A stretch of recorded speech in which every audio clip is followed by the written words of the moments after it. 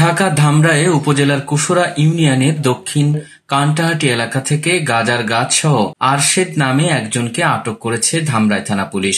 স্থানীয় সূত্রে জানা যায়, লেবু বাগানের পাশে গাঁজা চাষ করে আসছিলেন আরশেদ।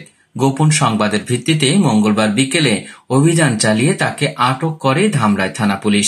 এ সময় ঘটনাস্থল থেকে বেশ কয়েকটি গাঁজার গাছ জব্দ করা হয়। ধামরাই থানার ভারপ্রাপ্ত কর্মকর্তা মনিরুল ইসলাম জানান, আটক ব্যক্তির বিরুদ্ধে মাদক দ্রব্য নিয়ন্ত্রণ আইনে একটি মামলা দায়ের করা হয়েছে এবং তাকে বুধবার আদালতে প্রেরণ করা হবে। এই ধরনের অবৈধ গাঁজা চাষের বিরুদ্ধে তাদের অভিযান চলমান থাকবে। স্থানীয় এলাকাবাসীকেও এমন কর্মকাণ্ডের বিরুদ্ধে সচেতন হওয়ার আহ্বান জানান তিনি। এই মাদক, জুয়া, এই দুইটা জিনিস খুবই বিস্তৃত ছিল। আমি আজকে প্রায় 11 মাস অত্র থানায় জয়েন করেছি। আমি আসার পর থেকে আমার বিশেষ অভিযানই ছিল জুয়ার বিরুদ্ধে এবং মাদকের বিরুদ্ধে।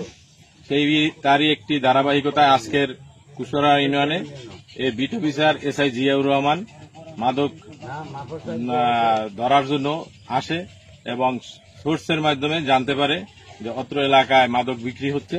তারই প্রেক্ষিতে মাদক ব্যবসায়ীকে গ্রেপ্তার করে এবং তার কাছ থেকে প্রায় 100 গ্রাম পরিমাণ শুকনো গাঁজা উদ্ধার করে এবং তাকে এক প্রকার জিজ্ঞাসাবাদে জানা যায় যে সে নিজেই তার লেবু বাগানের পাশে এই গাঁজা চাষের সৃষ্টি করেছে।